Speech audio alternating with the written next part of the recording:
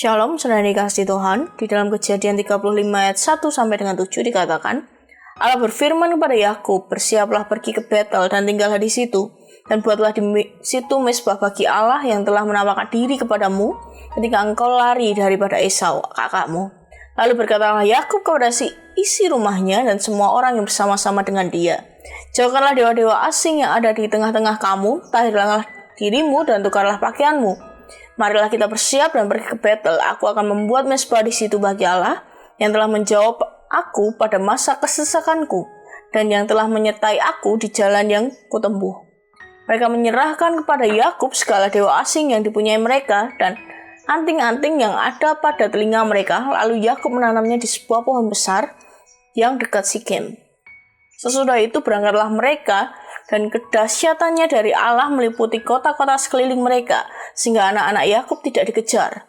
Lalu sampailah Yakub ke Luz, yang di tanah Kanaan, yaitu Betel. Ia dan semua orang yang bersama-sama dengan dia, didirikannya lah mezbah di situ. Dinamainya lah tempat itu El Betel, karena Allah telah menyatakan diri kepadanya di situ, ketika ia lari terhadap kakaknya.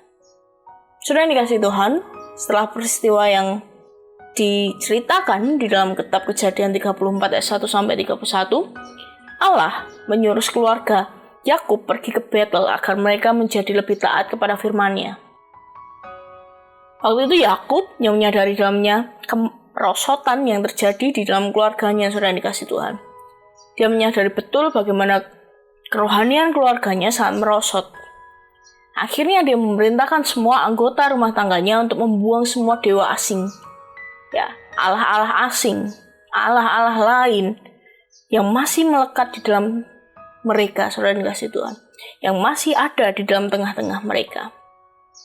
Dan dikasih Tuhan, Yakub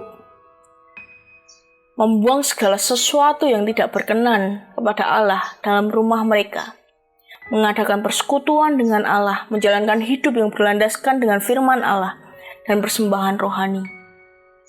Karena pembaruan ini, Yakub kembali mengalami perlindungan, kehadiran, dan penyertaan Tuhan dan berkat-berkat Allah di dalam kehidupannya.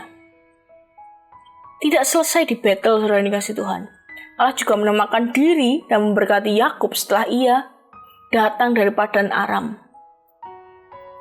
Di sana Allah mengganti nama Yakub menjadi Israel. Dan Allah berfirman bahwa keturunan Yakub akan menjadi bangsa yang besar. Dan dari dia akan lahir keturunan raja-raja. Dan dikasih Tuhan, proses menuju janji Allah bahwa Yakub akan lahir dari hidupnya akan lahir keturunan raja-raja adalah proses ketaatannya Yakub dan keluarganya.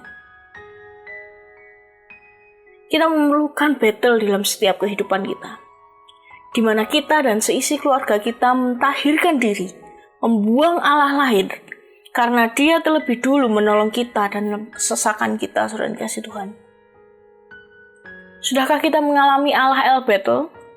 Sudahkah kita bertemu berhadapan dengan dia secara pribadi? Sudahkah kita dan seisi rumah kita membangun mezbah keluarga? Seperti apa yang dilakukan Yakub beserta dengan seisi keluarganya, mereka membuang Allah lain dan mereka sujud kepada Allah. Mari kita belajar, saudara yang dikasih Tuhan, mengalami Tuhan lebih lagi, mengalami Tuhan secara pribadi lebih lagi. Bukan dari kata orang lain, tapi apa kata Tuhan dalam setiap kehidupan kita.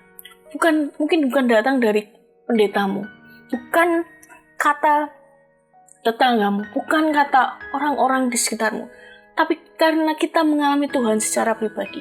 Tapi karena kita mengalami Allah yang begitu luar biasa itu secara pribadi dalam kehidupan kita. Dan kita membuang Allah lain dalam setiap kehidupan kita. Mari saudara yang kasih Tuhan, selalu kita bertemu dengan Allah secara pribadi. Tuhan Yesus memberkati.